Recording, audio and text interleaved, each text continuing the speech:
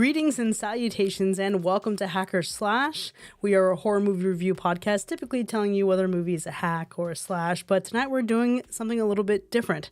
Welcome to our journey of ranking final girls throughout horror history. Let's go, girls.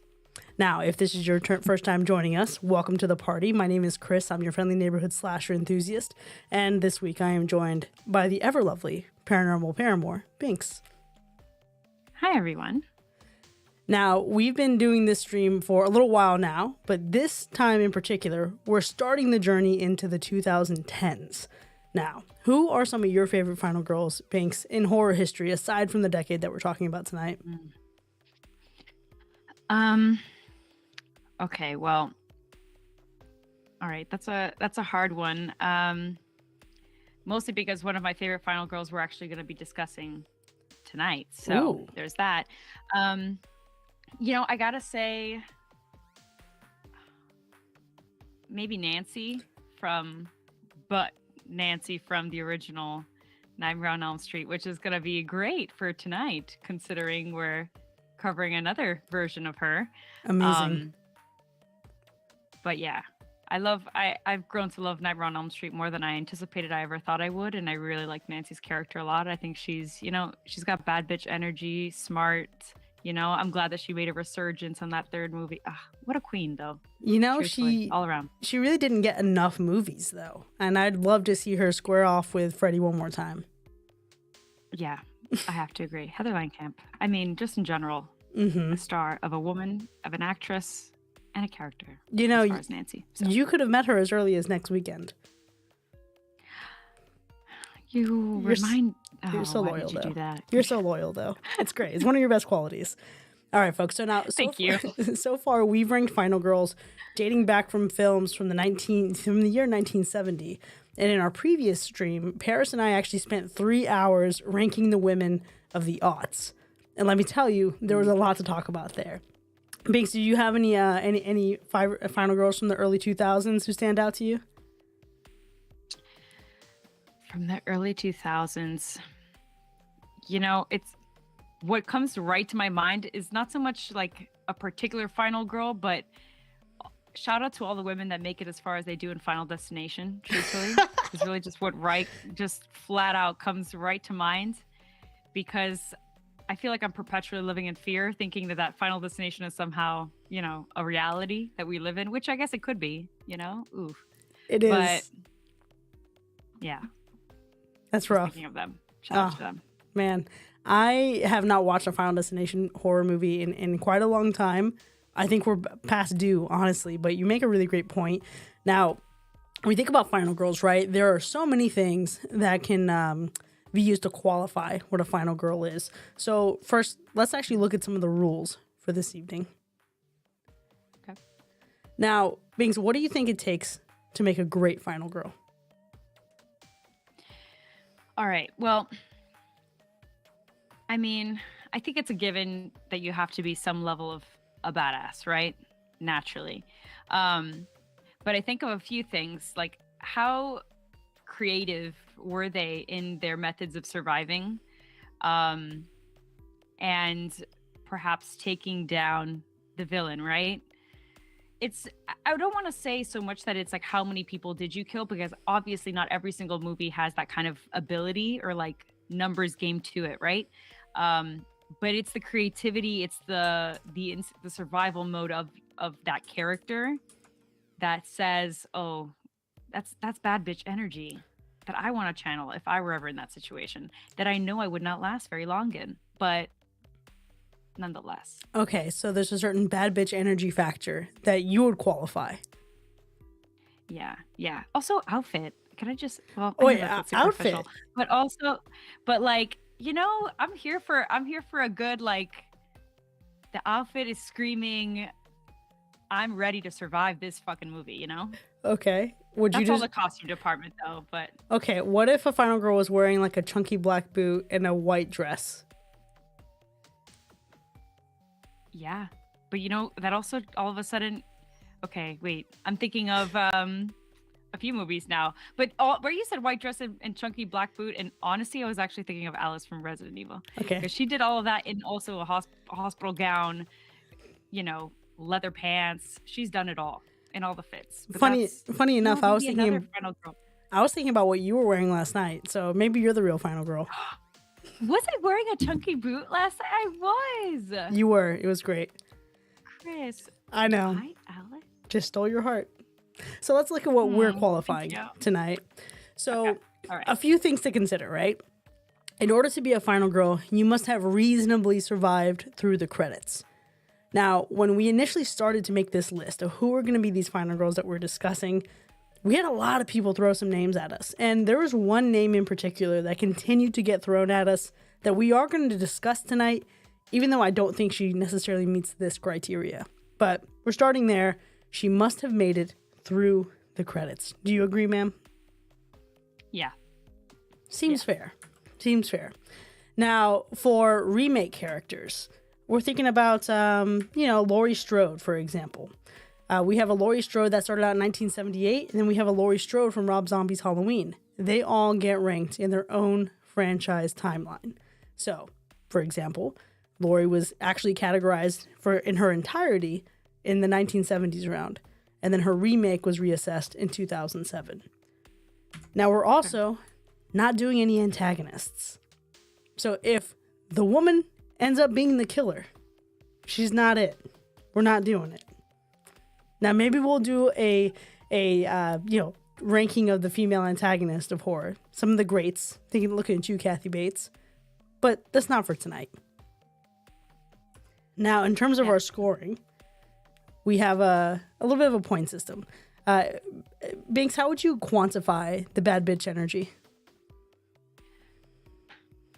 I mean, bad bitch energy is, I'll give it effective, but it's legendary.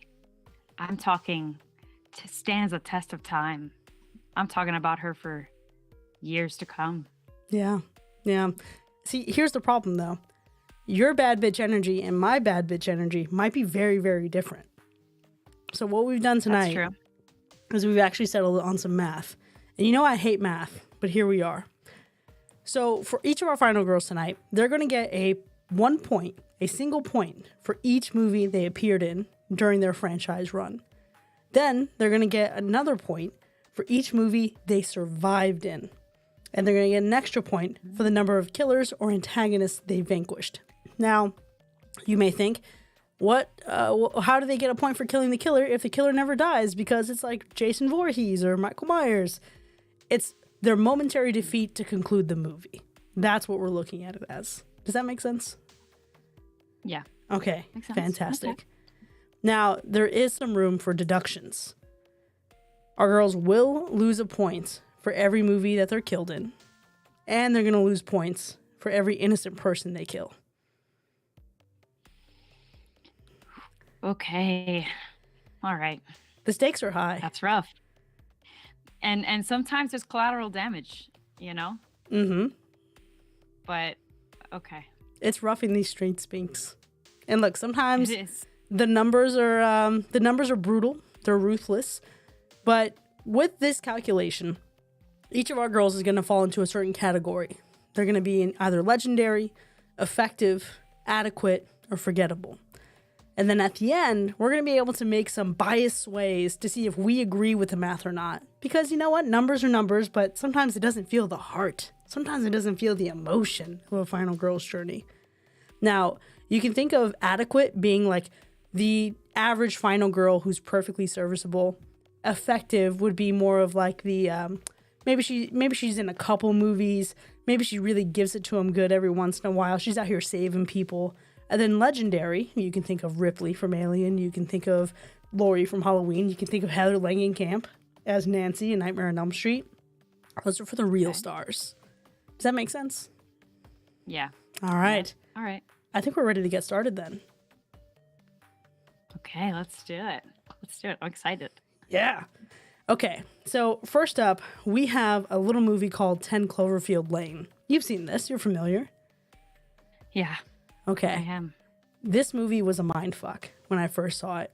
Now, our first girl tonight is Michelle, who manages to appear in and survive 10 Cloverfield Lane, and she manages to kill 2 antagonists on her way out.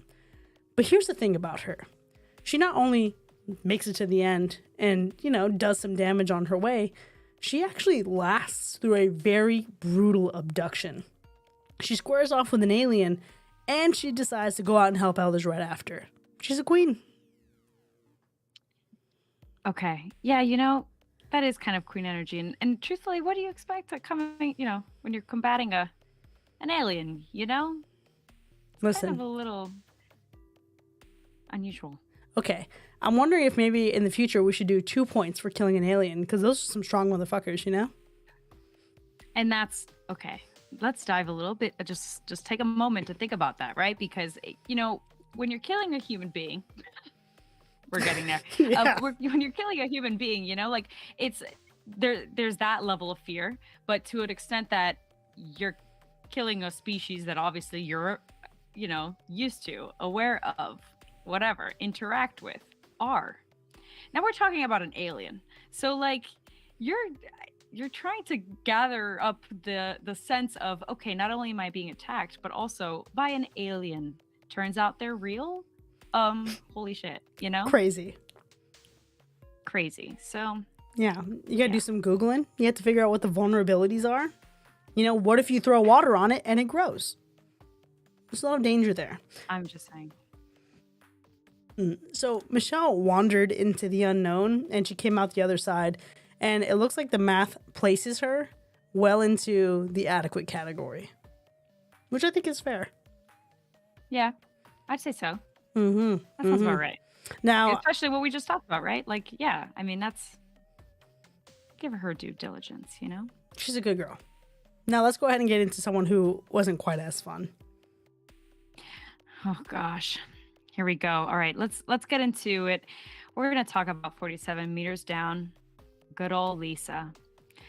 So she appears and survives in one movie.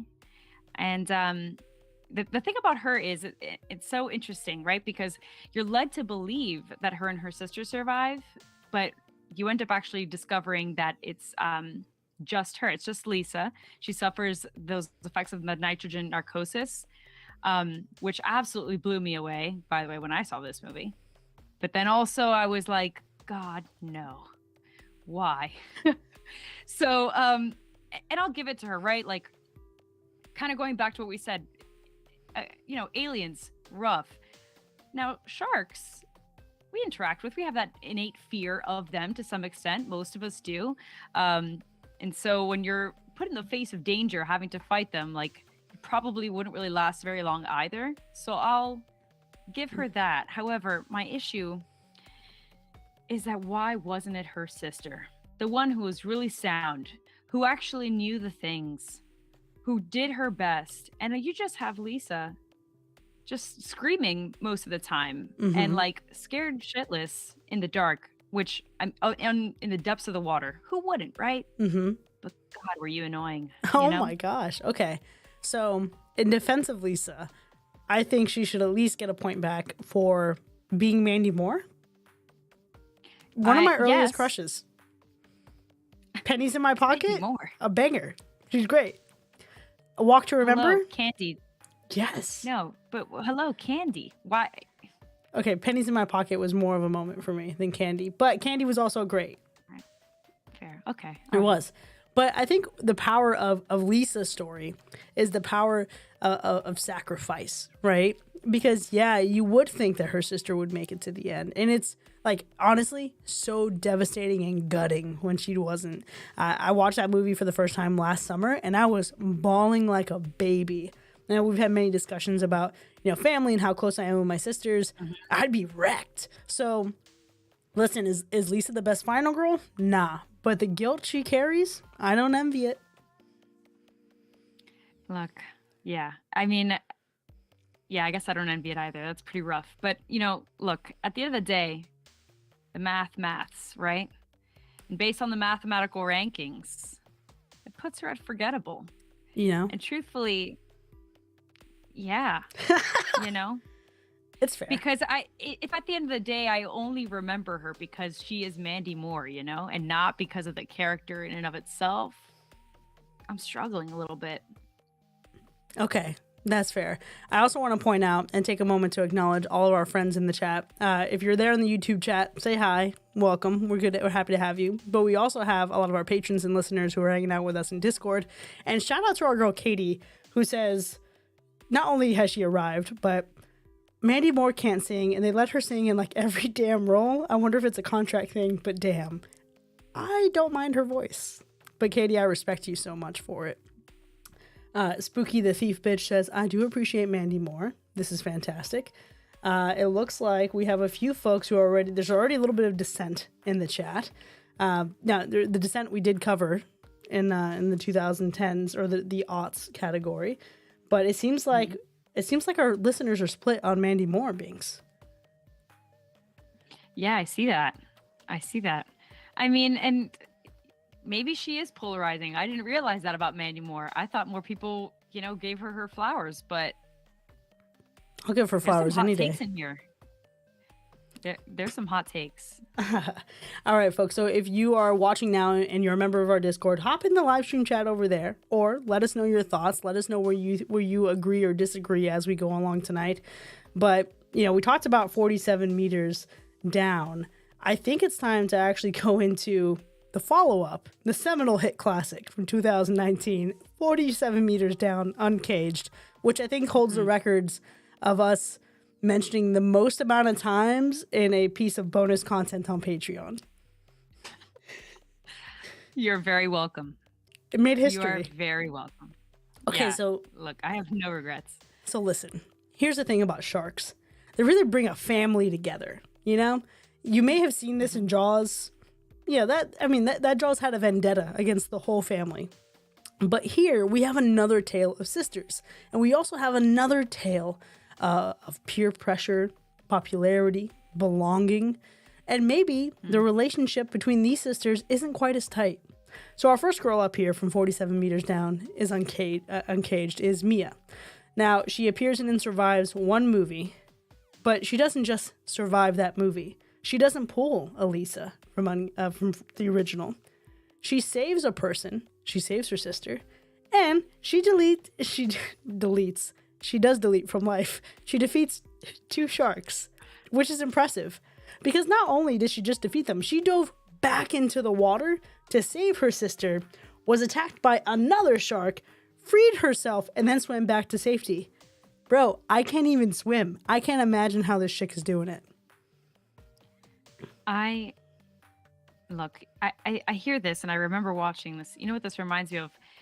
In Terrifier 2, when I brought up how I would not go back for my sister if I was, what's her name? I can't remember now. But anyways, that's kind of the energy when it comes to Mia. So props to her because first off, there's no way that I would survive against a shark to begin with. We all know me and blood don't go very well. You pass out in the water. So I would pass out in the water and drown. I would pass out from the pain of being bitten. That's for sure. Die. So it's just not going to work out for me, right? But Mia from the get-go is extreme logic. She's already, doing her best to try and, build this connection with her sister despite it not working out. And she still went back for it. What an honorable person.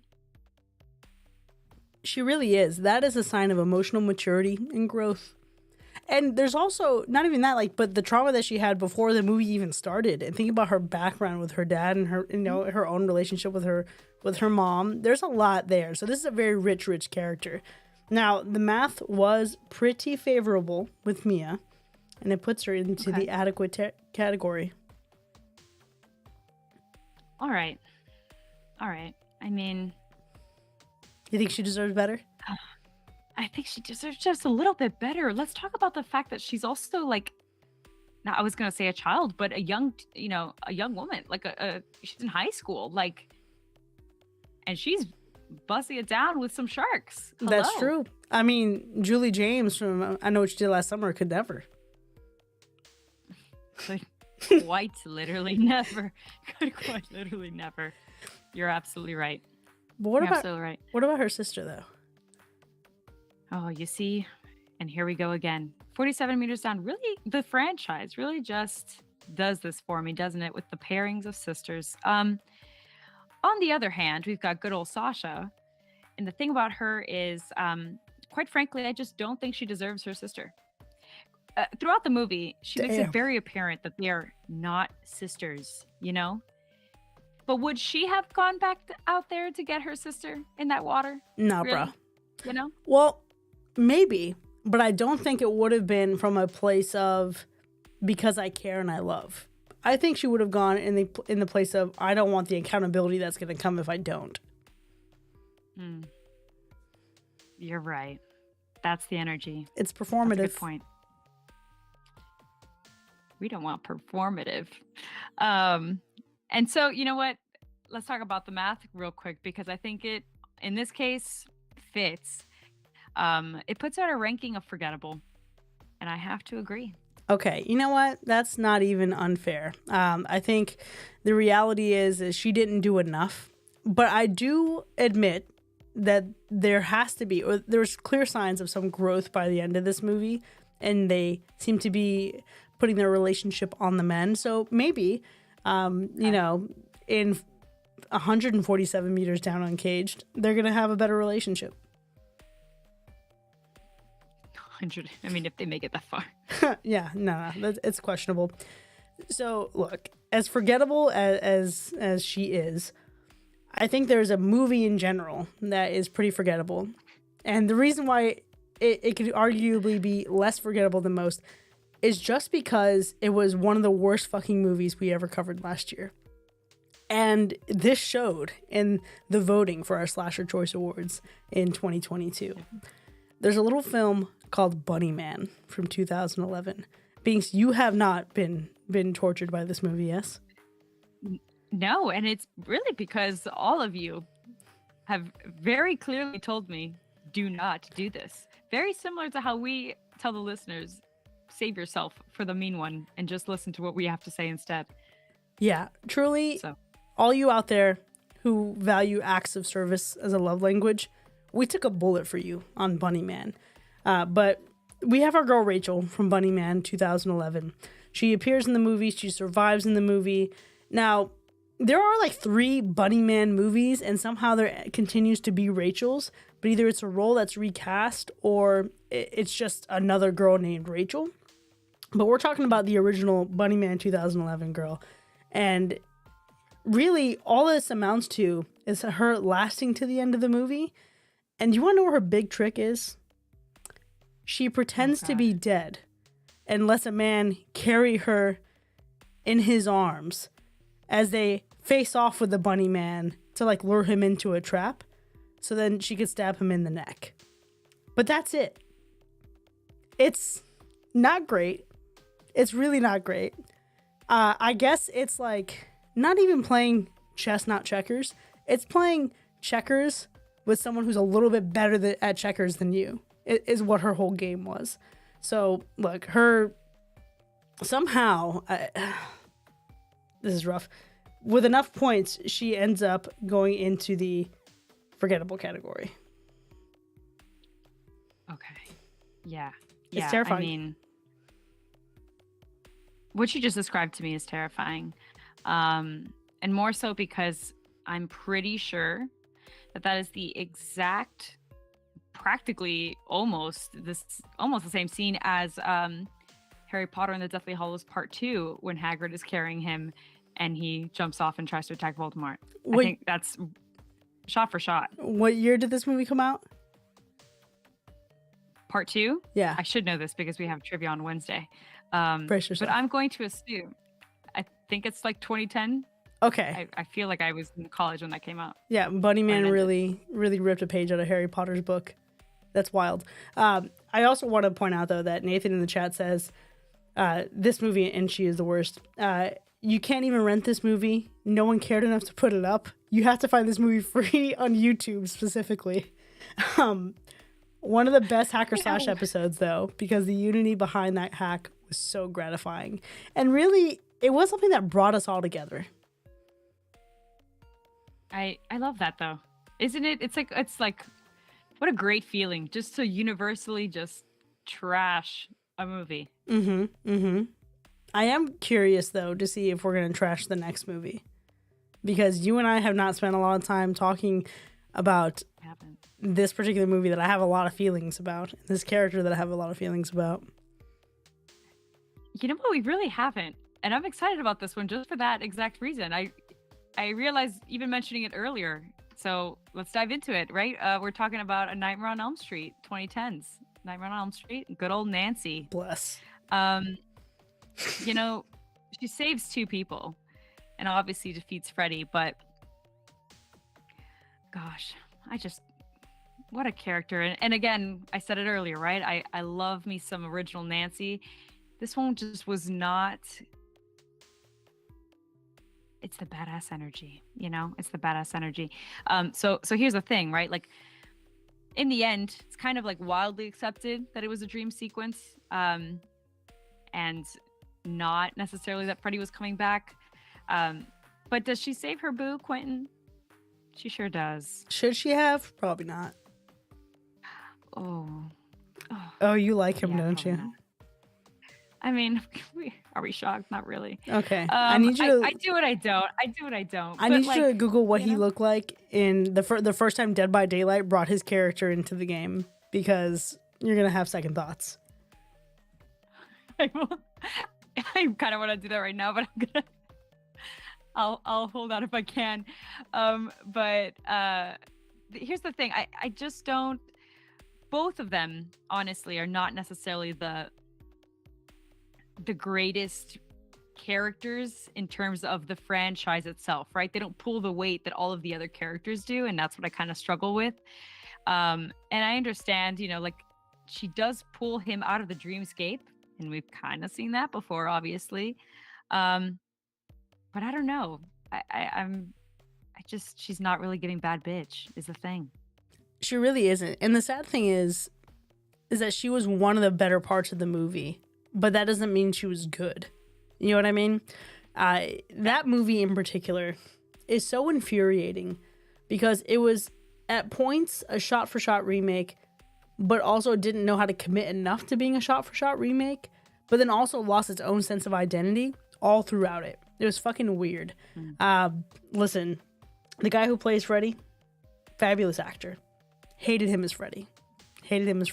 Couldn't do it. I absolutely detested the cast.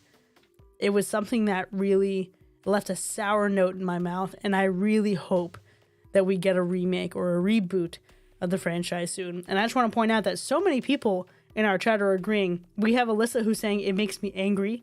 Ashley says Kyle Gallner is the only non-horrible thing about the movie. Okay, Ashley. I mean, usually we agree, but we can stop there. Britt even says, I forget this movie exists until it gets brought up, which I think is a good way to live life. Oh, gosh. Here's the thing. Look, Ash, we definitely see a lot of things eye to eye. And Kyle Gallner for sure is my boo, My Scream boo. King. He's got to be. But I did look up what she said in terms of him and Dead by Daylight, and they did him wrong. That's Dirty. A cursed image. It really is. Super dirty. It really is. And yes, the movie had the makings of it being something, because it's funny that you don't like the cast. I actually do. I mean, we're talking about Rooney Mara here. This is like the movie that kind of set her off in a way, right? Interesting that you don't like Jackie Earle Haley as Freddy. I don't think we've discussed that either. But I mean, again, we're digressing a little bit. But again, I like him. I just don't like him as Freddy. I will say that fair enough. That this movie's version of Tina was probably the best survivor in the whole movie. And it's a shame that she went. Yeah.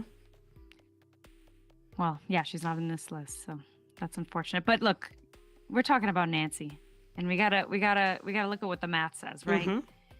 And it's putting her at adequate. I just want to hear what you have to say about that, because you've got feelings. Listen, this is why me and math never were friends. We may have to revisit this later. We'll see as the ranking goes if I continue to feel as passionate about her versus some other folks. But this is some bullshit, in my opinion. Okay. We'll see. All right. But look, obviously the Nightmare on Elm Street 2010 remake or reboot had its own slew of controversy, hate, vitriol. But there was another reboot a few years later, almost 10 years later, it was in 2019, and that was of Child's Play. And what was your overall take on Child's Play? I know we'll probably rewind it one day, but were you a fan or not a fan? It was entertaining. I mean, I think I kind of just go into any child's. That's the problem with Child's Play, right? And I think I might have actually mentioned this in our Megan episode, where it's like you're just gonna go into it not really expecting the most stellar movie to begin with, but can you hope that it's entertaining? Sure. And the problem is that we're talking about Aubrey Plaza here. Oh yeah. Be Still My Beating Heart, Aubrey Plaza. Yeah. Look, so, I think it was entertaining, but I've only seen it once. So there's that. Okay. Well, we'll see if we ever get that back in the lineup. Now, Aubrey Plaza plays Karen Barclay. So she's Andy's mom, but she's not a regular mom. She's a cool mom. She appears in and survives the movie, but unfortunately, she takes somehow an even seemingly more passive role than the original Karen Barclay took, because she doesn't save anyone, nor does she contribute to defeating Chucky and his minions. She was honestly just rescued by her son, which makes me really, really sad, because I love Aubrey Plaza, and I think she worked the hell out of that role, but the math puts her at forgettable, which I guess. I mean, she was a passenger in her own movie. Yeah, that's the thing, right? Is like, ultimately, I don't think she was like, it wasn't destined for her to be the leading survivor in a way, right? So yeah, that's fair. I also want to point out that our team member, famous research staff member, Zach, the movie buff, says Child's Play 2019 was Megan, but for the straights, and it's accurate. I had to respond. Did you see that? I had to respond because that was just gold. So good. So good, Zach. It's one of your zingers. I hope our historian puts that down into the archives. That was fantastic. Yes, it sure was. But you know what? We're about to get into someone very important, someone very near and dear to my heart. And it is Beverly Marsh. Hey, Binx. From It. My heart burns there too. January Embers. Okay, we're not going to get into it. I'm so excited. Look, okay, so we're talking about the 2017 Beverly Marsh, but we'll also be going into chapter 2 as well. So both, right? The progression of this icon. So she's appeared in both movies, survived in both movies, obviously. She's credited for saving 6 lives. Okay, 6.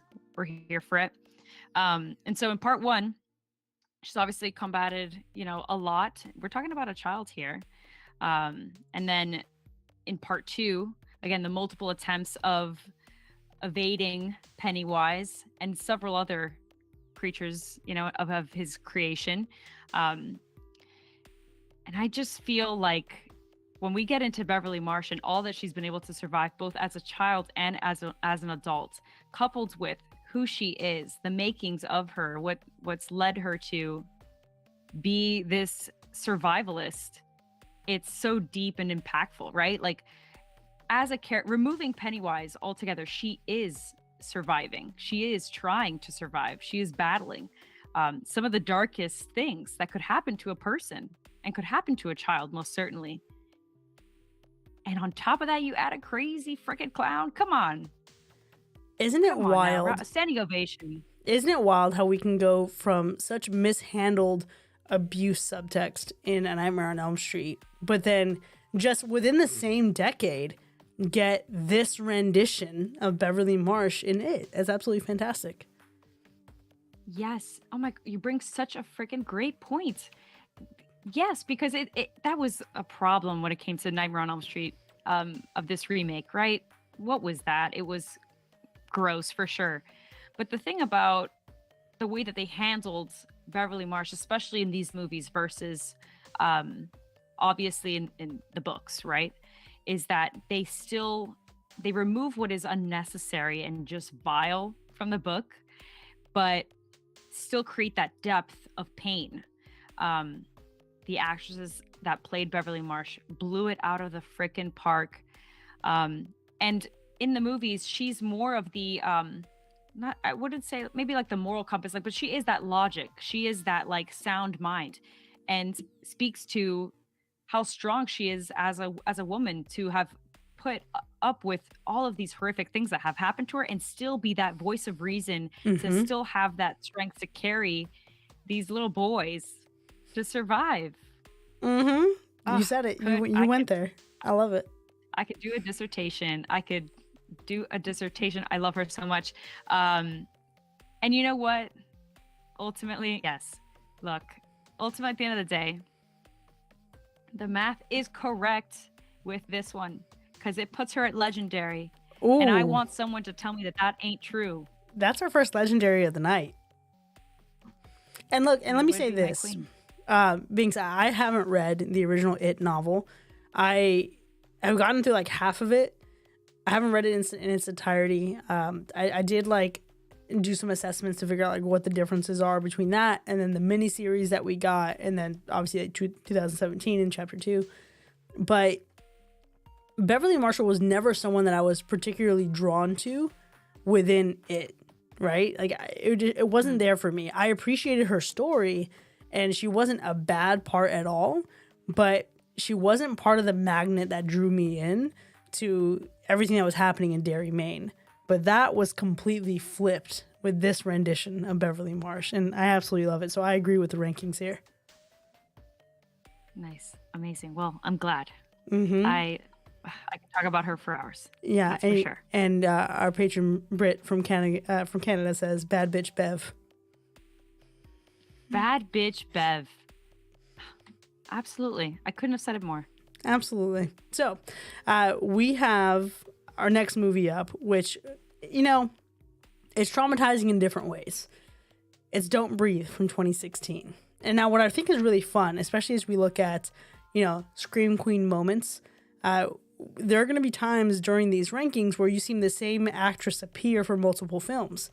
And the actress that we're talking about for this film actually appears again in The Evil Dead from 2013. So it's going to be really exciting to once we get there, and then probably the next part or next chapter or two of our journey here. But right now we have Rocky.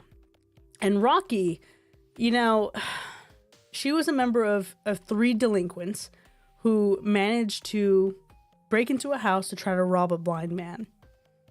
That's crazy. You mean you fucked up, Rocky.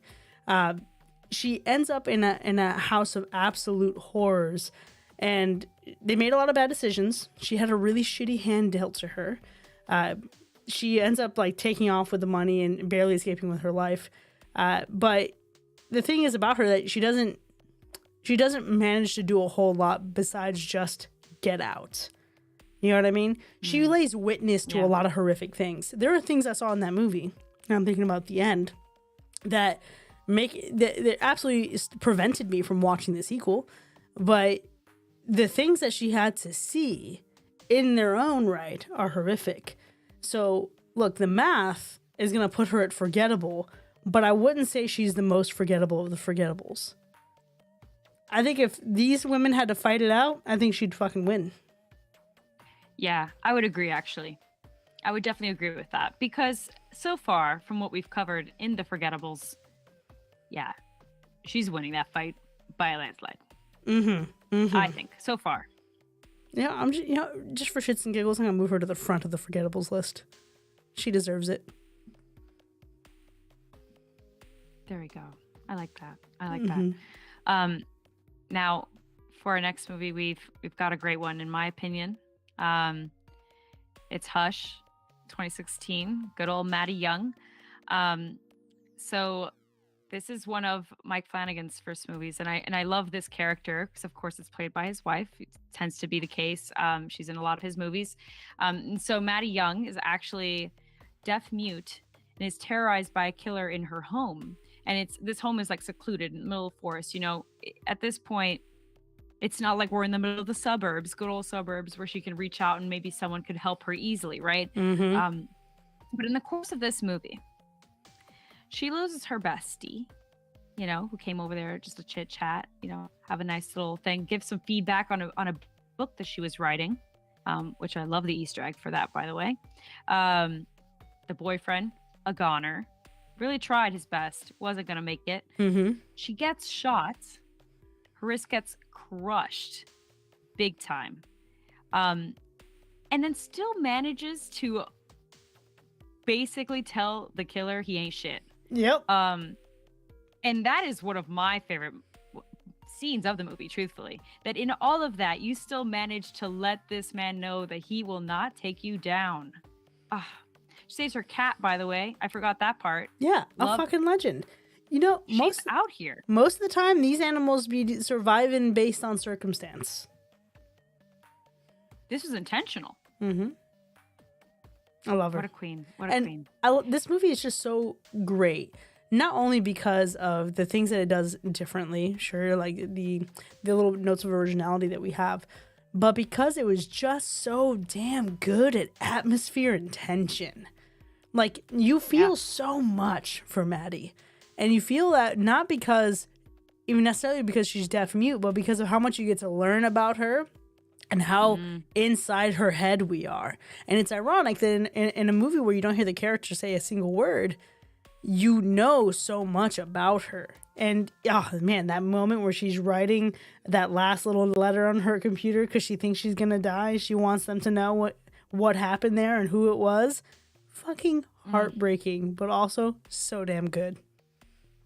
So damn good. But here's the thing. The math says it puts her at a ranking for adequate. How do you feel about that? Because I'm not sure I agree. I'm also not sure I agree. I think the math is mathin' in a way that I tend to. This would have been a math class that I failed. We'll see what happens in the bias ranking when we go kind of tier by tier and reassess and see who we want to move around, because she for sure did a lot damn better than Nancy. I mean, Mia was bad. Michelle, real bad, fighting aliens. But Nancy doesn't deserve to be in that category with her. So, she's above average. I don't know how I feel about adequate. And actually, I think a lot of the people in our chat, Britt says, hush, she's got to at least be effective. She is impressive. Not sure if the math will pan out. She's superior. Diana says she's superior and plays out every scenario. What an organized queen. Such good points. Britt says she should be way higher. Okay, we'll see. Just saying. The people have spoken. People have spoken. They sure have.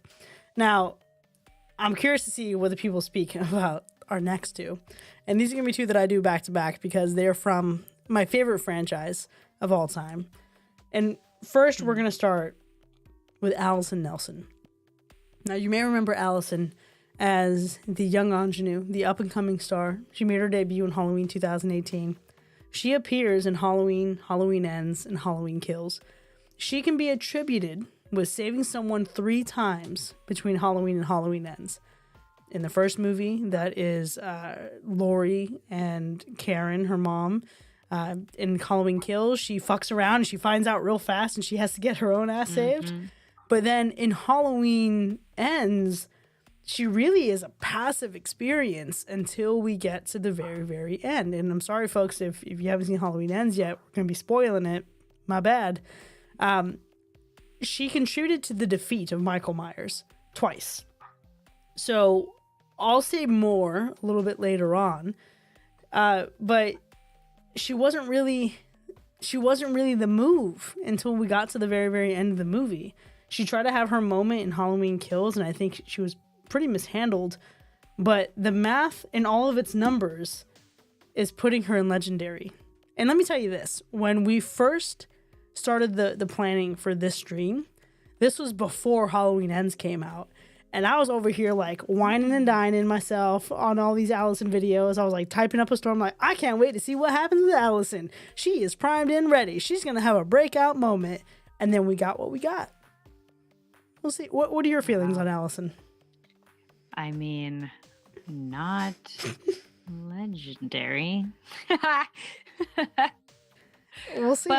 But okay. Here's the thing. not legendary. Now I'm saying it a little more confidently, but I think it's because I know, right? Like I know we've got Halloween Ends and I've got to set that aside, right? That's the struggle. Yeah, it's rough. But very interesting. Very interesting though. Okay. It's really, really rough. And, you know, even Diana says, this is all I have to say about Allison. And then she posts a GIF that says, I was rooting for you. We were all rooting for you. It's true. You know, Britt points out she does deserve some credit for 2018, which she absolutely does. Man, she was so good in 2018. I also liked her courage in Halloween Kills if she was not just a little bit reckless. You know, had she said, Michael Myers has been haunting this town for 40 years, like maybe 3 less times, I think we would have been fine. But let's take a moment to consider the other side of the Allison coin, which is her mother, Karen. And let me tell you, she made her debut in Halloween 2018, and I couldn't fucking stand her until the very, very end of the movie. And even in Halloween Kills, I wasn't necessarily crazy about her, but I came to appreciate her even more. She appears in 2 movies and then doesn't make it to the end of Halloween Kills. Like, she literally makes it to the end and then does not survive the end because she gets caught in the last moment, which is really, really sad. She can be attributed with saving someone 3 times. Again, it's the exchange of like getting a shot off on Michael with that whole gotcha moment in Halloween, which was fantastic. You know, revealing to Allison, this isn't a dungeon. This isn't, you know, a place to be miserable, whatever. Like, this is Laurie's trap for Michael. And we see so much complexity in her character because we get not only her coming to reason, coming to process the death of her husband and the stress of what's happening, but also trying to be that voice of reason when the mob is trying to go after this guy who's very clearly not Michael Myers. Bro, you telling me anyone can look at that man and say that that little old guy is killing anybody? He was like my height, maybe. Yeah. Rough. And I think what makes me love her even more, not that we're going into the novelization of everything, but the novelization of Halloween Kills does so much more justice to her character. So she, again, it's rough. She wasn't my favorite character, but I think her best moment is when she starts to fight back in Halloween Kills and she rescues Allison just in the nick of time, stabs Michael in the back, and probably does the most damage that we see to him up until that point, and then lures him into a trap. And if she hadn't just gone up those damn stairs, maybe she'd still be here today. Man, when you think about it, it is that. All right. Well, you kind of sold me a little bit more on her because I'll be real, I still was stuck on the can't stand you. But you've done a good job. What a good advocate for Karen Nelson. I'm just out here with my mom stuff.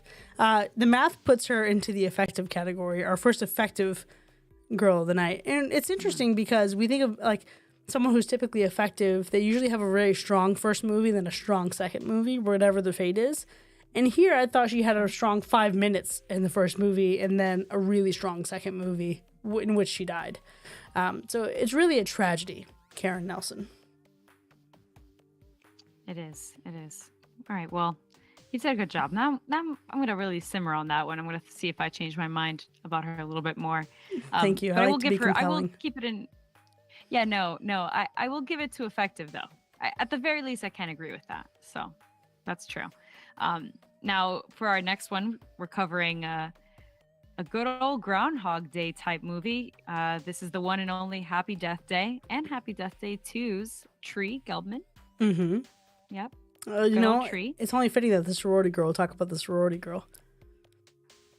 You didn't even realize Chris, that. I didn't even realize that.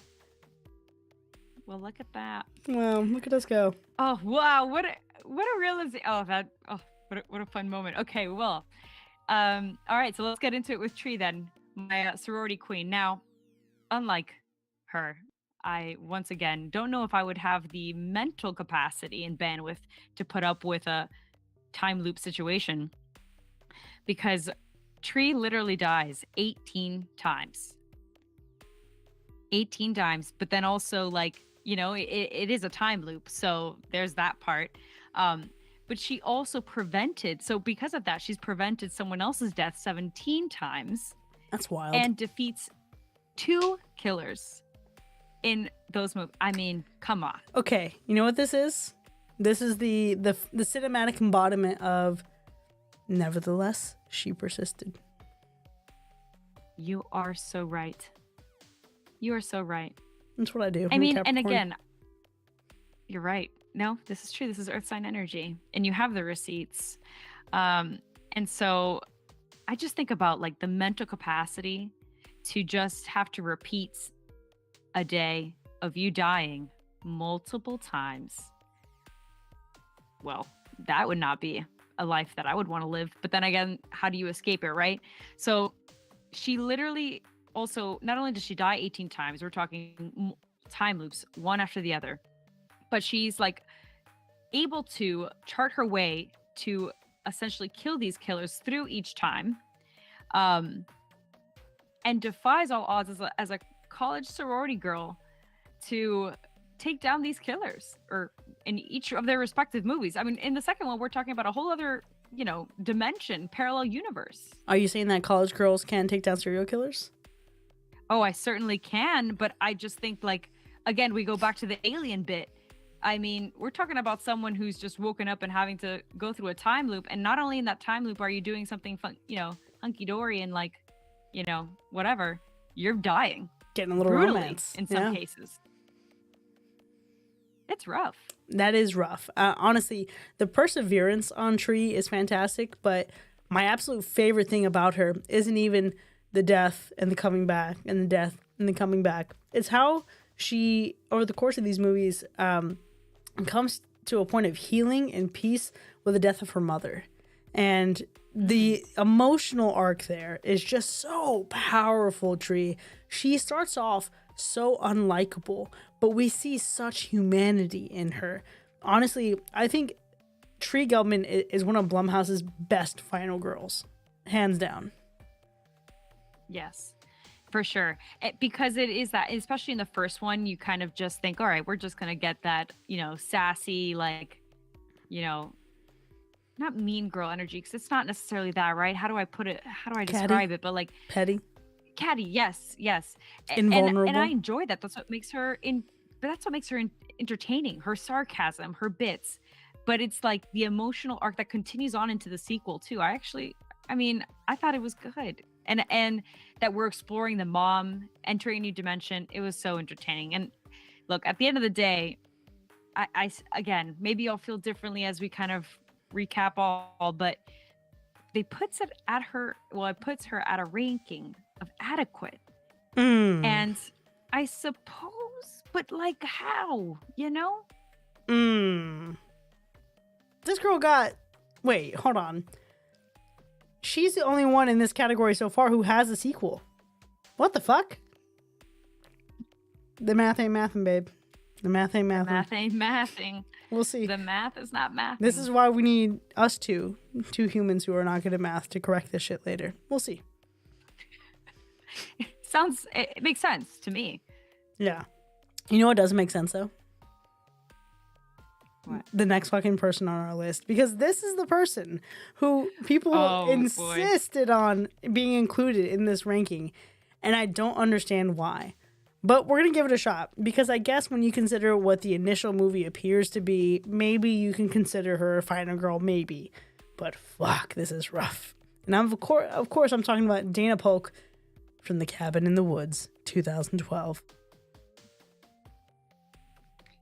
This is going to be an upset. Listen. I can feel it in my bones. Listen. I can feel it in my bones already. She appears in one movie, but she also dies in the fucking movie, bro. She dies in the movie. She somehow, again, when we open this up, everybody's like, Dana, Cabin in the Woods. Oh my gosh, she's so great. Technically, the number of non-killers killed is all of humanity. She makes a selfish decision to save herself, but also kill herself, and thought, you know what? If I'm going to go down, everyone else is going down with me. And you know what she reminds me of, Binx? I don't know if I've told you this story before. My grandparents had a little chihuahua. And for everyone who's listened to us for a long time, you may be tired of the story. Had a little chihuahua named Kuka. And Kuka was a little bit of a bitch. She only loved my grandfather. She was absolute evil incarnate to everybody else. She bit me once, and no dog has ever disliked me. But she was the kind of dog who you put her food down, she'd look at it, didn't want to eat it. You go to take her food away, she goes to fucking murder you. Because she doesn't want it, but she doesn't want you to have it either. Because that's just her energy, and that's Dana's energy. If she's gonna go, she doesn't want to go as a humane sacrifice to save anyone else. She wants the whole fucking world to burn. Isn't that fucking nuts? And you know what it is? It's apparent right from the moment that she presses that button and releases all of those creatures. It's not at the end. It's right there in that moment. You know exactly what you're gonna do when you press that button. I think it's pretty, like, context clues makes sense. And so not only do you do that, you don't even think to be like, all right, well, now that I've done that, do I have the capacity of handling whatever is released in this freaking place? Do I even know what I'm gonna do when I escape? And then we get all the way to the end. You are very explicitly told what is going to happen if you do this. And you said, fuck it, we're all going down. I don't know. Yeah. And for me. And let's even acknowledge here that she didn't even make the conscious choice to save Marty. She didn't choose saving Marty. He spared her after she was gonna kill him. So she doesn't even have a spine, honestly. She stabbed Sitterson to death. But you have to wonder then, is Sitterson the killer? Or is he just a guy trying to do his job and save the fucking world? And before any of this, she was the one, Binx. She was the one who read the incantation that brought the zombified Buckner family around. Fuck her. I can't stand her. But the math is math, whatever. She appears in the movie. Somehow she earned just enough points to be forgettable. Whatever. We'll see. I've never been. I don't know why I'm so salty about this. This is uncharacteristic of me. Is it? Is it? Wow, that's vicious. No, it's not. If you see something that is incorrect, I think you feel pretty passionate about the incorrectness. Yeah.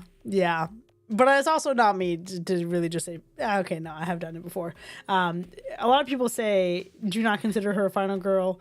Taylor says, love that movie, but not her. Give me the stoner. You know what? We should have subbed him in we should have subbed Marty in for her at this point.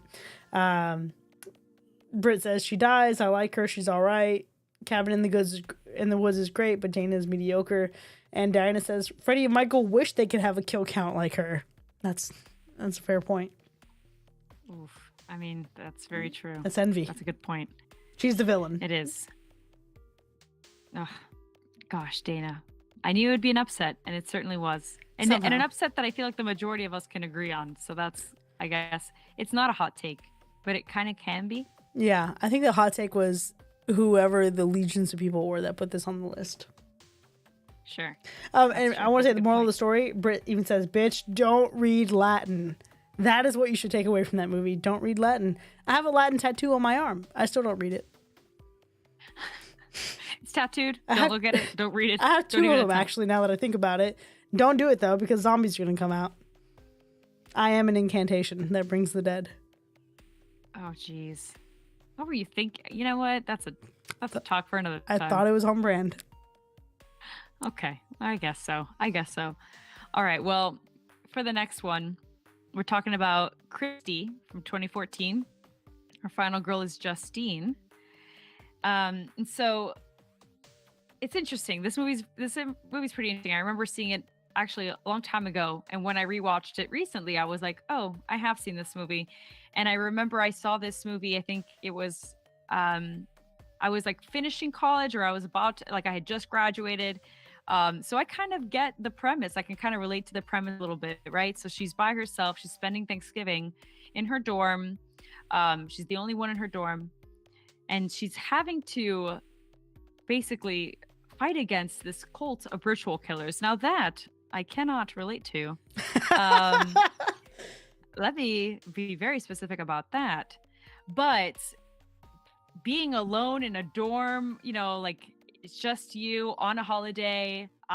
That's been me, so I get it. Can be very creepy, and I can only imagine having to do that and also battle it out with a cult. And so essentially she's attributed for saving one life, and killed 6 antagonists, but I want to kind of get into the one life here. So briefly, she's out here murdering these cult members and doing it with such style. Not only does she drowns one in the pool, she hits one with her dead boyfriend's car, beats another with a baseball bat. She's out here with the arm strength. Not out here doing the peanut butter jelly with a baseball bat. Jesus. Quite literally. But I think my favorite moment right here is we've got Alice Green, right? Or Ashley Green, I should say. Ashley She's the only reason I watched this movie. I'm going to be real with you. I had just watched Twilight, and I thought, man, I want more Alice. What else has she been in? She was in a fucking horror movie? Let's go. Let's do it. Well, Ashley Green. I love how I said Alice Green because I was like morphing both of them together into one human. But Ashley Green, right. So she plays Violet, who presumed to be maybe like the leader of this cult faction, I guess. She burns her to death, literally set ablaze, fucking grabs metal. her phone and says, let's go, evidence, I'm out here, taking the receipts, and basically takes down a whole ring, like a ring of cult people all over the world, from what it seems like. And so the saving part, right? This is the key here. So that movie actually has a post-credit scene. I know Ryan would be rolling her eyes currently. Yeah. Why is the movie going after it's ended? Yeah, I haven't seen the post-credit scene, actually. Yeah, so what it really is, it's just a quick moment, but you see this person basically holding some groceries, just walking to her house, and there's someone sneaking behind her, presumably going to kill her. And suddenly there's someone in a hoodie masked to take down that killer, like to save this person. So it is basically said that was Justine taking down any leftover ritual killers that are out there, protecting the people. If I may, this bitch is vengeance. She pulls a Batman. Vengeance. She is a college Batman. Wow. I don't know how I feel about it, but okay. Maybe I'd feel better if I saw it with my own eyes. Not that you're not doing it justice, but I just mean for this to take that much of a turn, to not only go from survivor and protector, but now to vigilante. It's interesting. It is. And again, it was kind of, the end credit scenes kind of left a little ominous, but it is pretty much accepted that she is that person, right? She is that vigilante. So in terms of ranking, that puts her at effective. And look, okay, all right, hold on. I want to remind you here. A baseball bat. She basically psychs one of them out in the shower and just pulls a fast one on him. She must be a softball lesbian. I was waiting to make you laugh. There it is. And that's just for Taylor in the chat. Just for Taylor in the chat. Just for Taylor. Oh, God. That's too good. That was good. But look, I just think, again, we're talking about a young girl in college battling it out with a cult. And technically, the one that should have been helping her and playing more of a role in this was the security guard. Bless his heart. He was real sweet. He got. Damn, bro. That sucks. Man is out here just trying to do his job. Gets got so early, too. So early. Extremely. And really, for me, it's not only does she do all of that, but she says, I'm going to make sure I take all of you down, and gets the receipts. Okay. She had me at receipts. I will agree with the effective for that, because not only are you going through the physical labor of it all, you're also going through the mental gymnastics of proving this shit in court.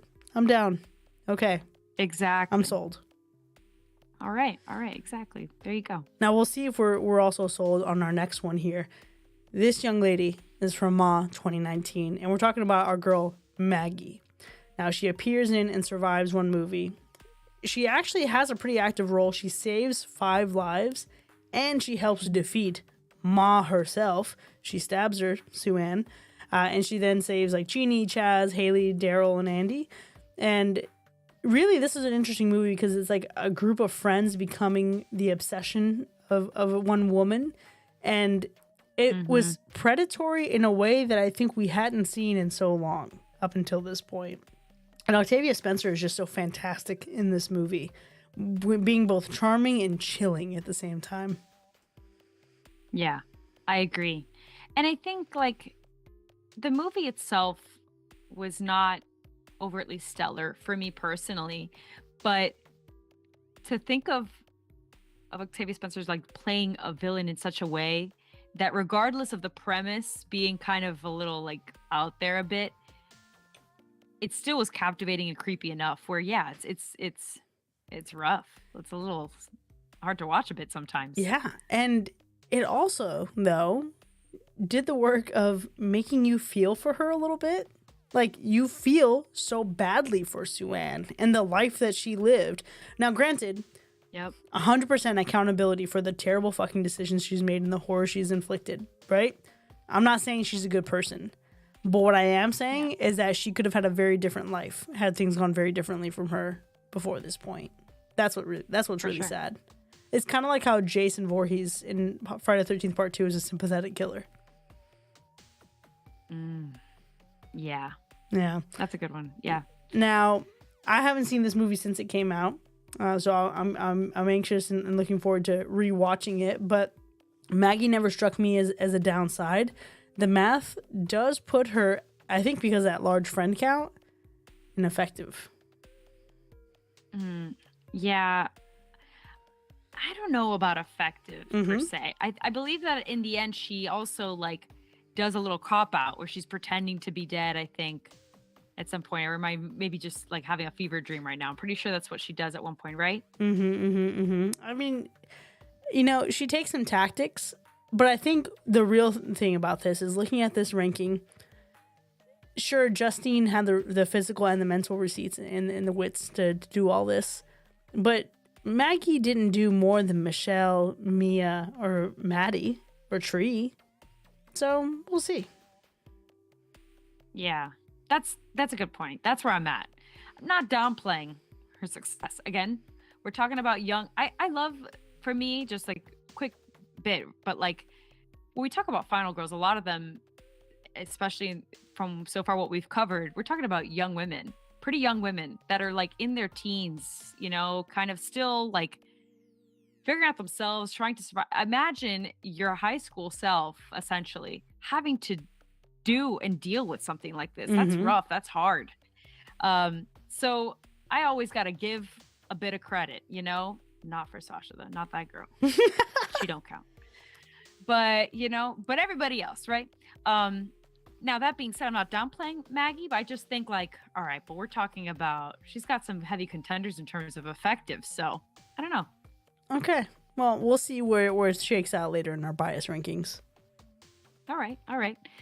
Well, you know, we're talking about a really fun one next, an interesting one next. By fun, do you mean a big bummer? By fun, I do mean a big bummer. Fantastic. Well, it depends. Unless you were the festival members, I guess, in the movie. Yeah. But all right. Look, we're gonna talk about Midsommar and good old Danny. All right.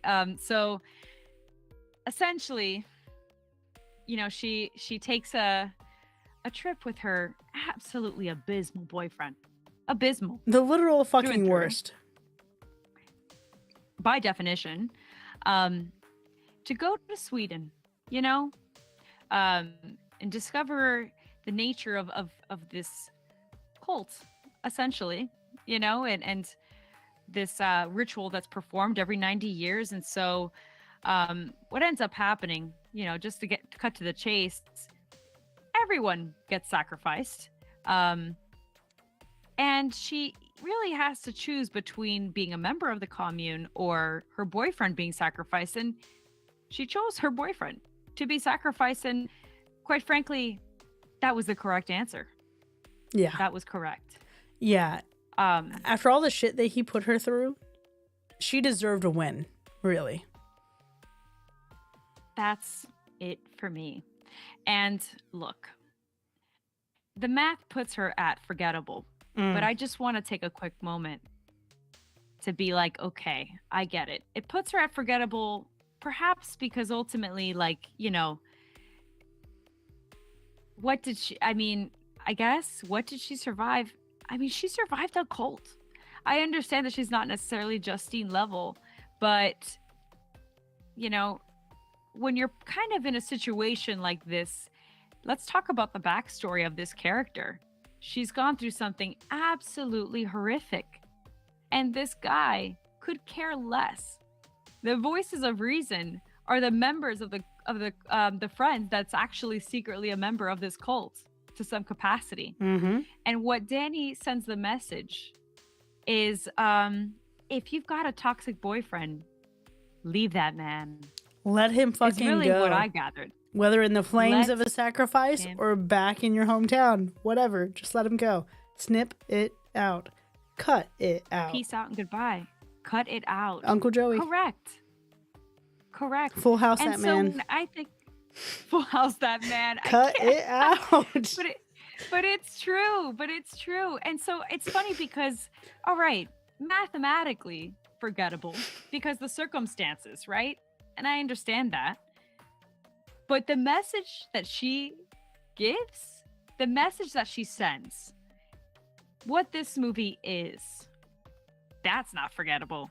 Absolutely not. It's not. And man, what she endures before this movie even starts, and then what we see as the movie starts, this guy is just such a fucking asshole. And I'm not saying that he necessarily deserved to die, but he definitely did not deserve for her to put him before her one more fucking time. Not one more time. I will not stand for it.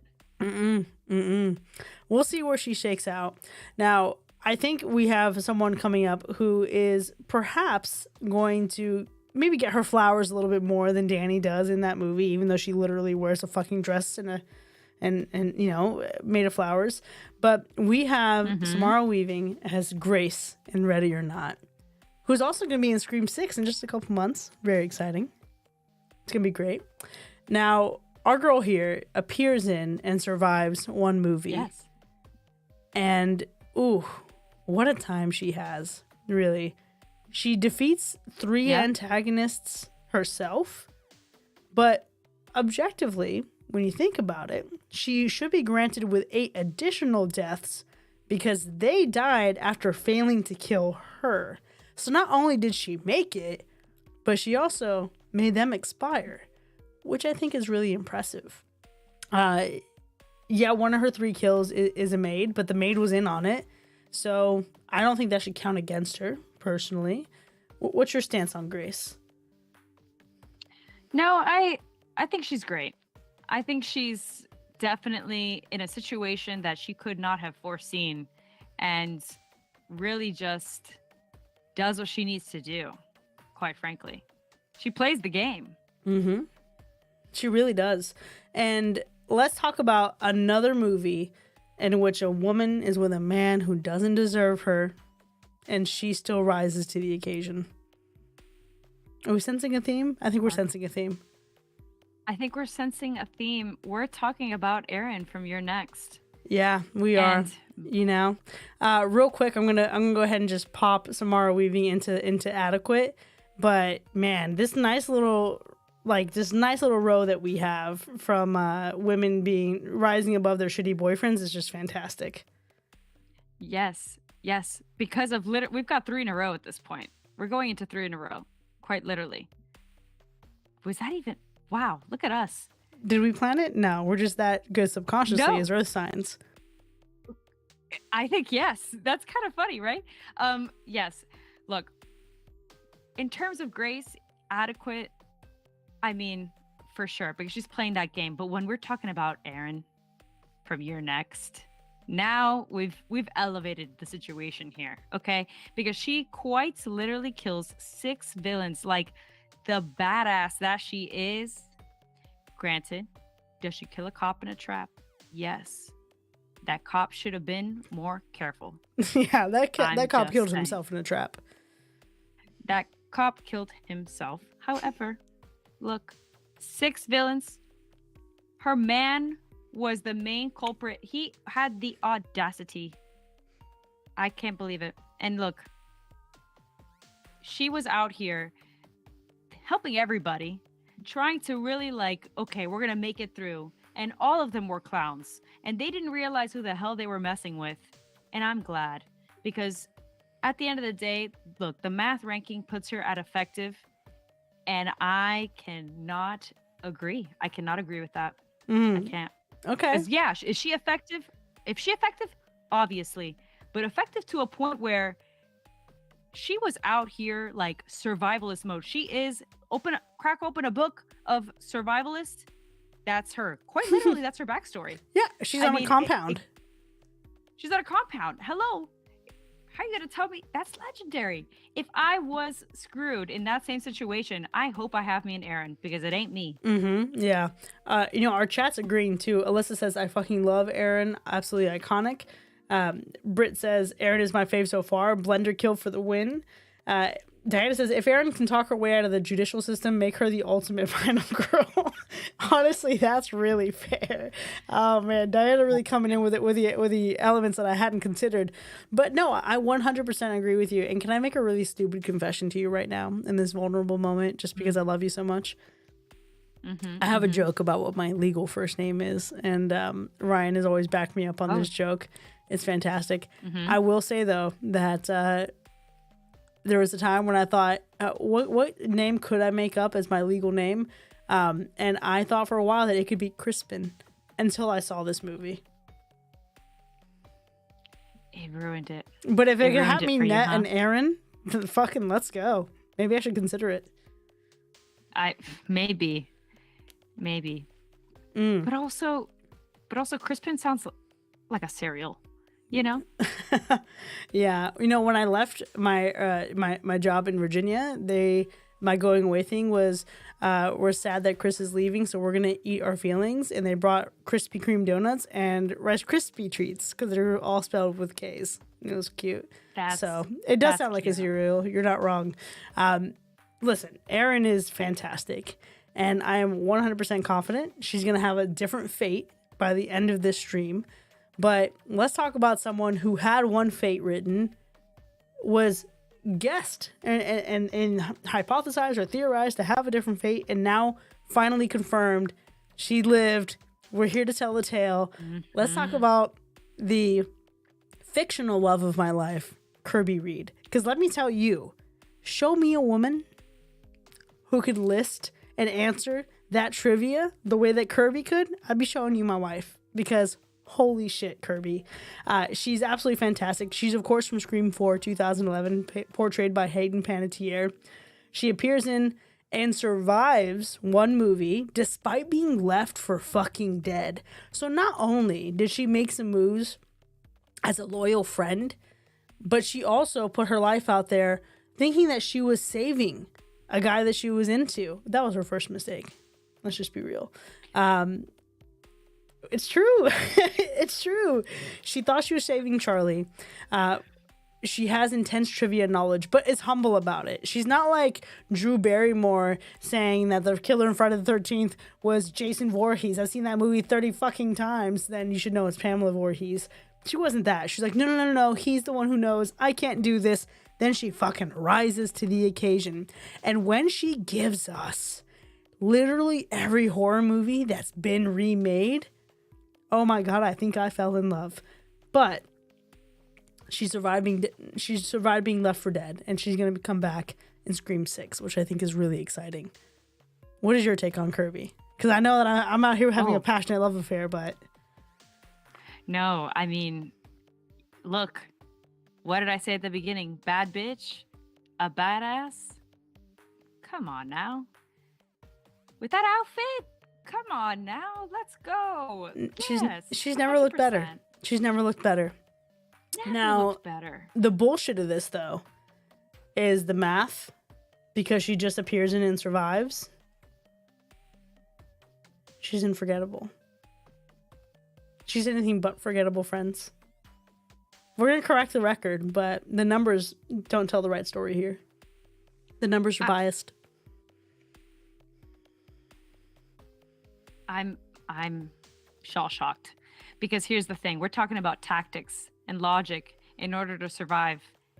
And as I think some of our listeners know, I frequent trivia every Wednesday, and even I could not spit fire those kinds of fast fun facts. Nowhere near, because in a pressure situation, it's that I don't test very well, and so I would panic and I would not be able to answer. But she's out here, guns blazing, stating the facts, and all for a boy. And I must agree with you. I mean, it was funny when you said it at first, but when you really think about it, like, ugh, him, really? Come on, girl, you could do a lot better than that. She really could have. She could have, Yikes. I think Hayden Panettiere and I are a similar age. I think I'm a little bit better than Charlie. Just a little bit. I know horror movie things. We should just plop you into that movie. Just a little meet cute. Yeah. Right. It's absolutely ridiculous. And, when pressed at a Halloween trivia night, I couldn't tell you the number of Halloween movies there were. I could count them, but I could like list them, but I couldn't tell you the fucking number. And you know what? Kirby deserved better. And when you see the size of the knife that fucking just went straight into her, absolutely terrible. She deserves better. Yeah, absolutely. I'm excited for Scream 6. That's real great. That's real fun, because it is one of those moments, right, where you're like, she had to have made it, right? Hopefully she made it, but you just never knew. Oh yeah. I was so happy when I found out that in canon for Wes Craven, she was still alive, but it was a matter of figuring out, okay, what are they going to do with her though? Exactly. No, I love it. Well, we're going to get into this next one. That's kind of interesting. It's an interesting movie. It's Cam from 2018, and our final girl is good old Alice. And so she, gosh, what to say about her? The thing is that she does defeat this villain, right? This antagonist. But she doesn't actually, in some ways, save anyone, right? I mean, she kind of just beats an algorithm to some extent. But here's the thing. The thing about Alice is ultimately, in modern day, I feel like she set the precedence for a career that we see now. And the thing is that Alice essentially walked so that OnlyFans girls can run. And I just feel like, to some extent, that needs to be given its props and its due diligence. No, it absolutely does. Okay, sex work is real work. We'll say that. This movie was such a mind-blowing experience. And Alice in particular, and we think about even just not only what she endures in the movie, but to see all facets of her career, to see the relationship she has with her family, to see how people respond to her when she's essentially outed, for her career. This movie takes so many different directions, and you're right, she did walk so all these girls could run, and boy, they are running off in a direction that they deserve. Good for them, every single one of them. Wish you all the prosperous success that you can have. Absolutely. But look, at the end of the day, because of the fact that she doesn't really save anyone, the rankings put her at forgettable. And it's tough, right? Because I think that in general, it's set a movement. But when we come right down to the root of it, I think I actually feel like okay in terms of this ranking. It's a tough one. I don't know. It's a rock and a hard place, but I want to give her a little bit more, but I guess I can understand the forgettable. Yeah, no, that's fair. I think, when pressed, she does so much that's worthy of higher callings. But when you think about survivability, really what she employed was her wit, which is and her cunning, which is fantastic. But she also had to really hurt the shit out of herself in the process, which, I mean, was there really no better way? Right. Yeah. That's true. That's true. Now, for our next one, this is a film that, Binx, I believe you have not seen. Mm-mm. Binx, you know how I have been pressuring you to watch Black Christmas 2019?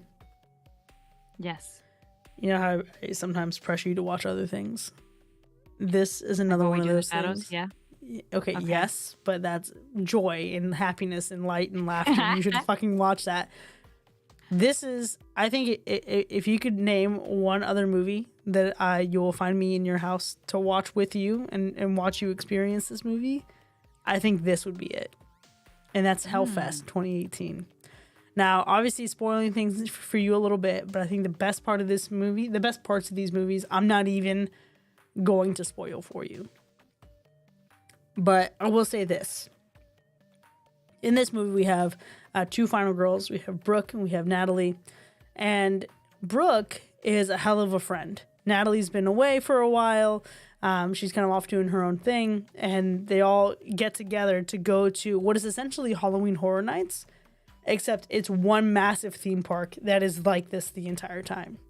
So it's supposed to be really, really intense. A lot of great haunts, things like that. A lot of great shows. And it's like a mega party.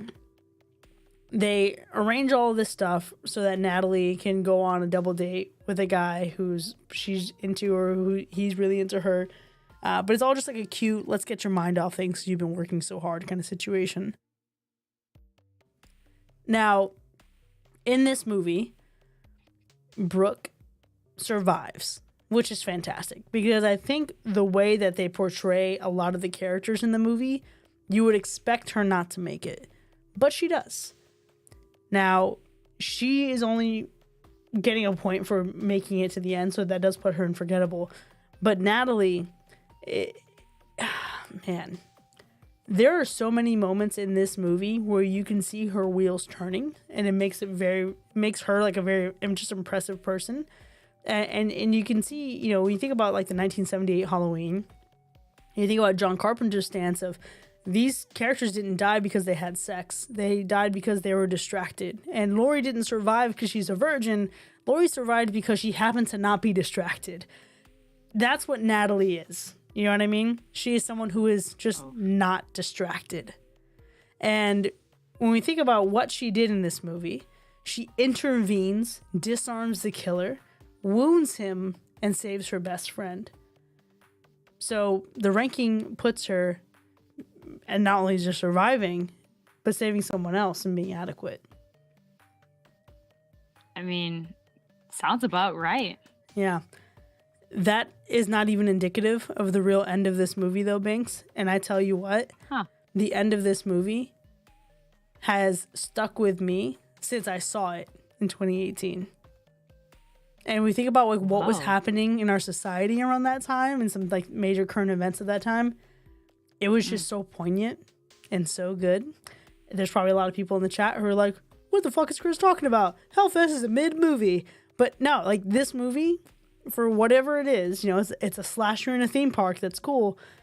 But the undercurrents and the subtext of the movie is chef's kiss. Wow. All right. Are right. you intrigued? Okay. I am intrigued. I am. Okay, not Nathan saying Black Midmas 2019. Hold on. I want you to know that Black Christmas has amazing final girls, and they were going to be on this ranking, but Binx hasn't seen it yet. So it will be on one of the subsequent ones. Those numbers are pretty high in that movie. And Diana says the screenwriter for Megan helped write Hellfest 2, so I have to rewatch this movie. I didn't even make that connection. Wow. Fantastic. Okay. That's pretty well timed too, considering. Interesting. Absolutely. Nice. Absolutely. Now, folks, we are going to take just a very Snow Angel take. Oh my God, Katie. Okay, we're going to take a brief break. Give us like 2 minutes. We're going to do some calculations. We're going to assess who we want to move into our bias rankings, and we'll be right back.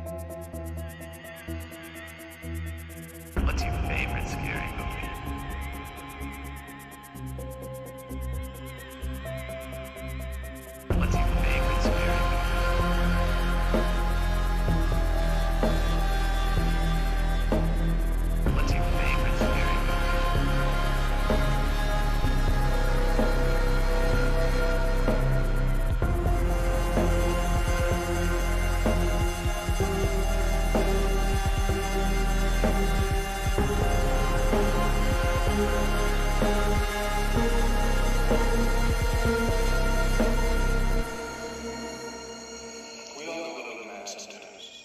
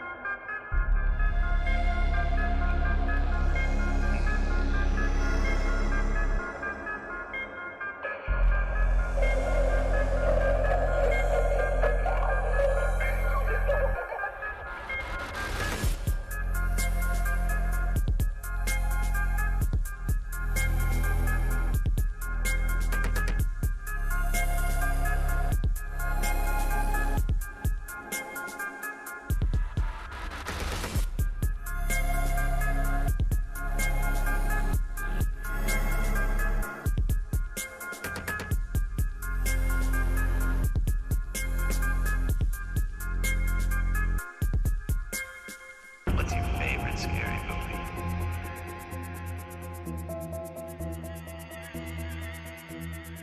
What's your favorite scary movie?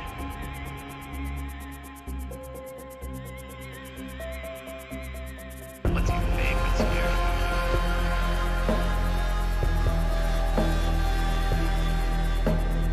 What's your favorite scary movie?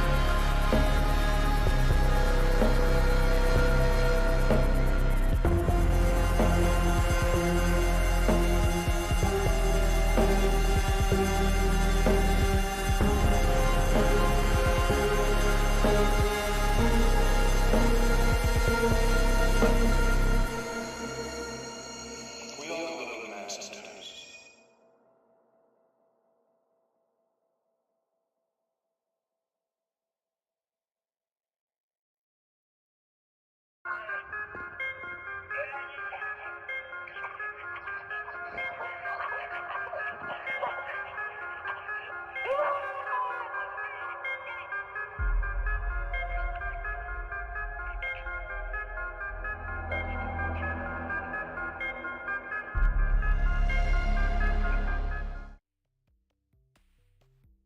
Well, hello and welcome back. Binx and I have had a long heart to heart.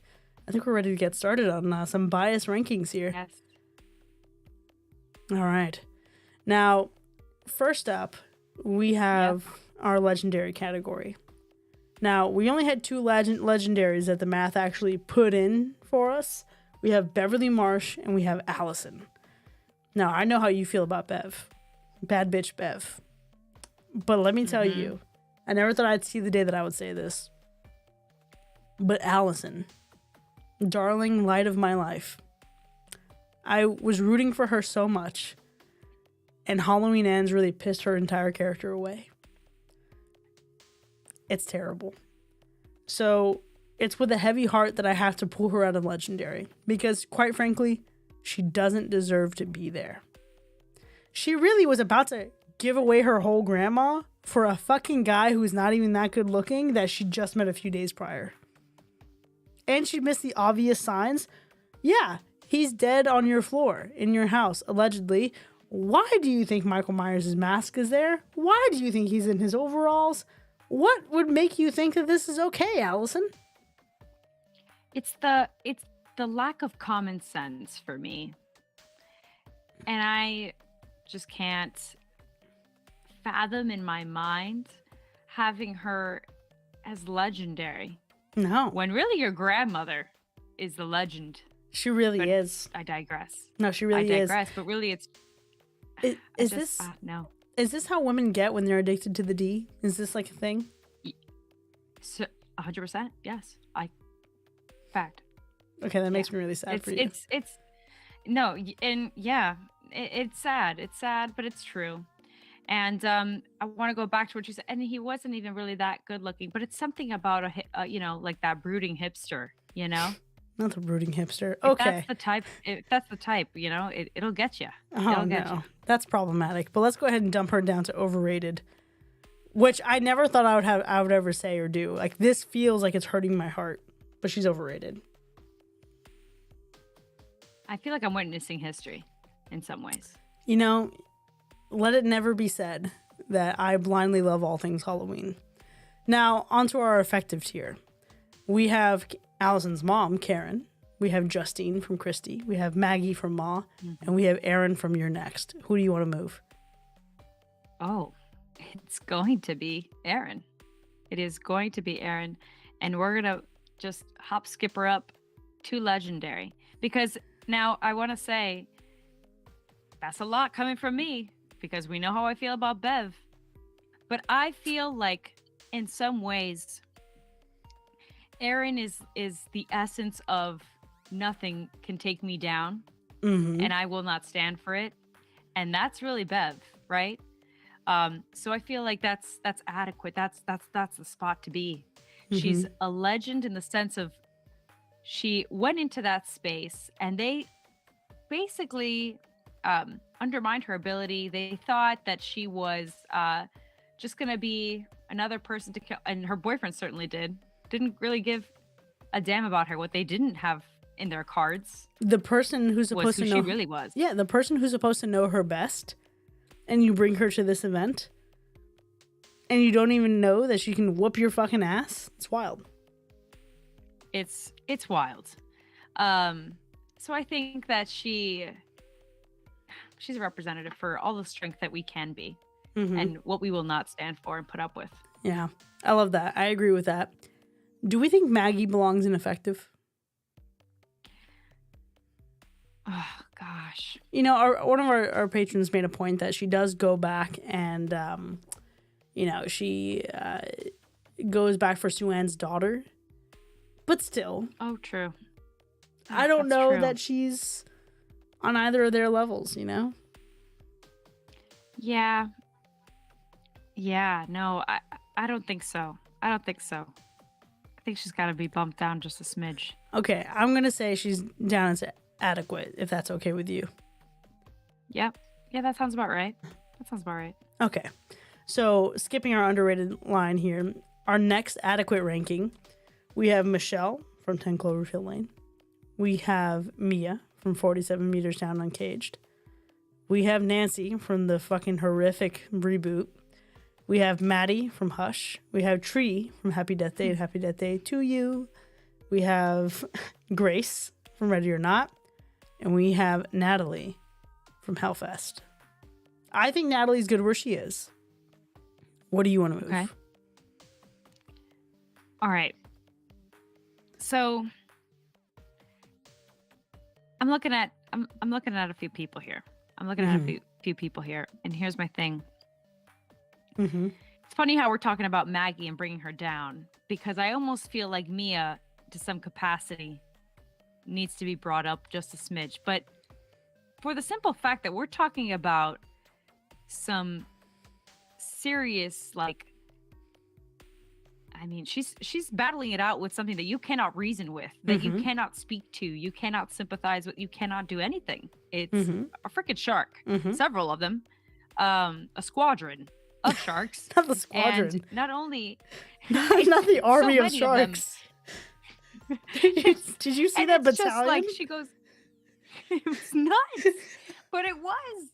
And then she goes back in there to save her sister. And I guess, okay, Maggie went back to get Sue-Ann's daughter, right? But I don't know. It's a different type of energy here. We're talking about different circumstances. Yeah. Maggie went back for someone who was innocent in all of this. And Mia went back for a sister who didn't even love her. But she chose to love regardless. Yep. Yeah. I think she's underrated. I think so.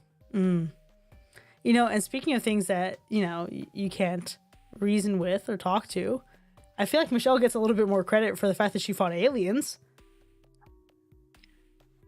Okay. And then chose to help after. We don't see that in the movie, but, she decided to not just run for her life and run scared. Which, I certainly would. I don't think you're giving it enough of credit, but maybe, maybe you're right. Yeah. Okay. Yeah. Got it. All right. You're not saving me from aliens. Understood. I would like to, but I don't know if I can. I'm just trying to be honest with It's you. okay. We got to know the situation. We got to know it now in case something happens. Listen, I'll be the one to We can save play you. to our It's strengths and okay. weaknesses. Yeah. Right. No. Okay. I'm glad we're there. So, because that's what's going to happen. Okay. Understood. If I could reason with an alien, if the alien can talk, oh yeah, we're in this, like, in the bag. If the We're alien coming out of respected the receipts, situation with the besties. if the alien did a birth chart, you'd be fine. If they were, I was gonna say if they were Team Jacob, I'm dead. Oh, God. Okay. So I think Michelle deserves to be an underrated. Yes. Yes. Okay. How do we feel about Nancy being considered adequate? God, not the eye roll. Yeah, no. We're really playing around in this adequate ranking now that I'm seeing this, and now Yeah. that we're playing it out. We're making some moves here, and I feel like Nancy's just a big no. A big So no. overrated or forgettable? You know, it's that I want to put her in forgettable because to be an overrated would mean that she's rated. And I don't even think Understood. Got it. Picking up what you're putting that down. she She's deserves there. that. Yeah. Right. Maddie. Maddie now from Hush.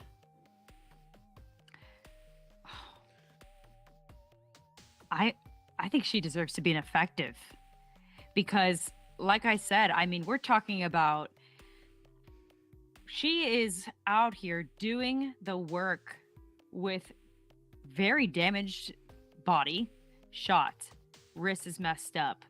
I mean, her best friend dead, boyfriend saves the cat. Come on, and in all of that, she still says, you know, middle finger to you, to the killer. Oh, come on, a queen. I agree that she should not be inadequate. Do we think she deserves effective or no? I think for legendary she would have had to have a couple more movies. I think effective is fair. Yeah, I think and that's, I don't even want to put her at underrated because ultimately, like, she was so effective considering the circumstances of being isolated, not obviously being able to communicate or hear, Mm-hmm. right? And so, man, that's by definition almost like she survived. Mm-hmm. A queen. You know? What about Tree?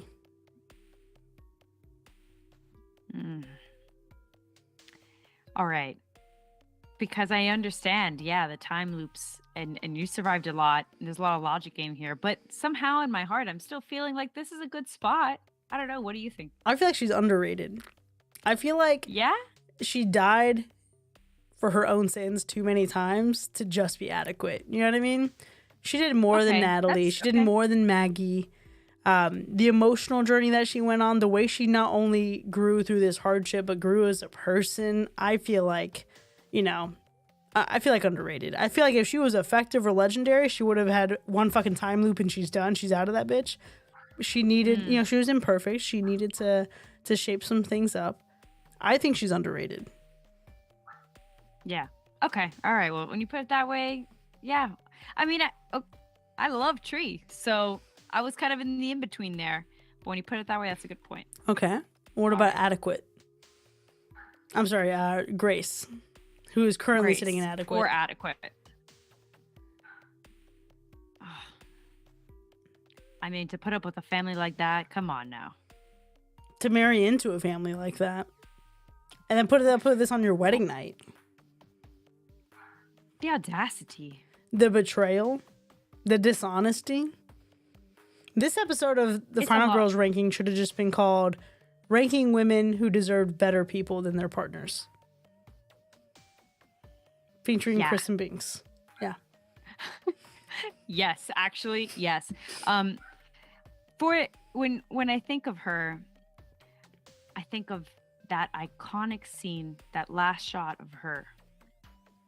And we've got it right there, right? And so I don't know.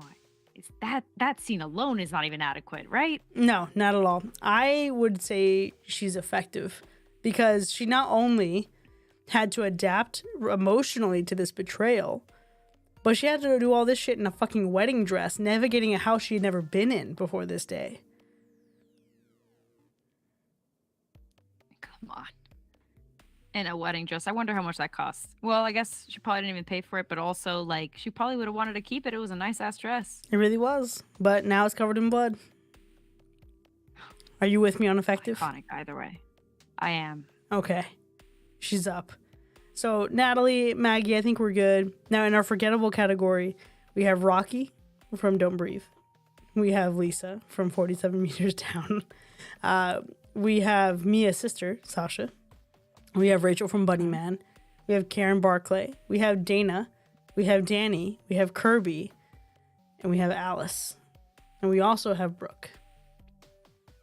Now, I'm going to go ahead and just pull the Band-Aid off of one. Dana doesn't even fucking belong on this ranking. She's overrated. She's overrated just being on the fucking list. Yeah, that one was an easy one. I have to agree. Mm-hmm. I have to agree. But I think there's another one that's pretty obvious on here too. I was actually expecting you to kind of rip that Band-Aid right there. My hate is greater than my love. But I'm going to go ahead and rip the Band-Aid now. Kirby belongs in underrated. I wouldn't say, like, had she inflicted some damage to a ghost face, you know what I mean? Like, had she gone toe-to-toe and fought, I would have put her in effective. But she really fought mentally. And she really showed up in a pressure moment. And she had the goods to be a final girl. I think she got a bad rap. She deserved better than she got. I think she's underrated. How do you feel? Yeah. And hey, you know, like we'll see what comes out of this of Scream 6, right? Mm-hmm. But definitely not forgettable. Oh yeah. I mean, when you've got a whole, ultimately, let's call it for what it is. After that movie, everyone's like a team Kirby, right? Like you've got Kirby stands, and if you've got stands, that's not forgettable to me.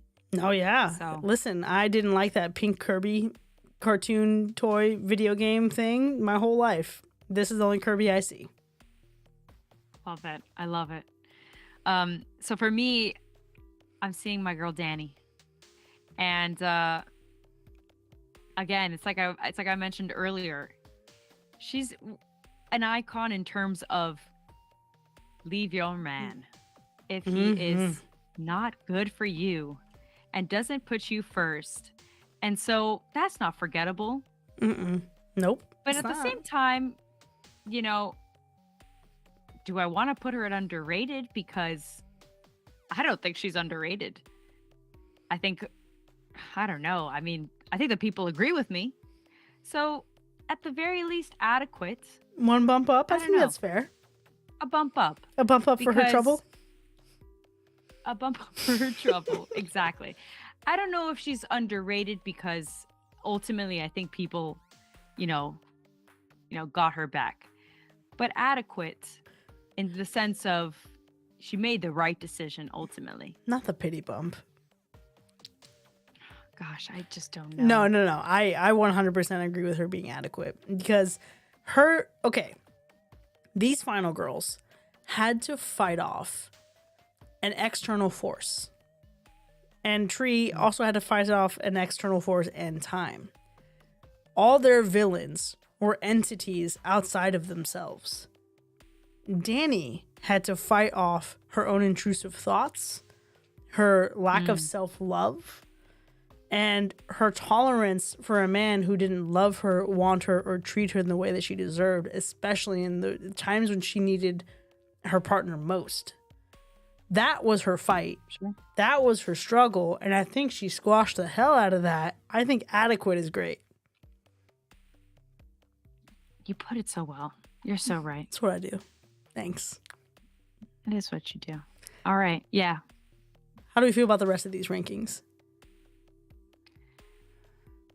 I mean, so far, taking a quick look here, I'm feeling good about them. I'm sure. I don't think we've missed anyone else. What do you think? I think we feel good. I think we're looking good. I think I'm going to go ahead and just take a little screenshot for a receipt right here. And folks, we've done a lot. We ranked 24. Maybe my math's a little off. We ranked over 20 final girls from the years 2010 to 2019. And there are over 100 that we have to get to. So this is just part one. And while we've certainly had a lot to talk about here, the conversation doesn't end here by any means. No, it doesn't. Look, we want to know what you think ultimately, right? And so I want to know, we want to know, who are your favorite final girls, specifically from this one, right? Like, what do you think in terms of these rankings? So let us know, and then you can join our conversation by hanging out with us for free in our Discord. The link will be in the description below to sign up. And you can also find a link in our Discord to this template, this tier maker, so you can rank your own version of the final girls and share it for us. It's going to be great. Yes. Stay tuned, folks. We will see you next time for part 2 when we get at least the Black Christmas girls in. It's going to be great. Binx, you're going to have to get ready. I'm excited for that one. I'm pumped. I'm ready. All right, folks. Thanks so much for hanging out, and we'll see you next time. Goodbye. Bye.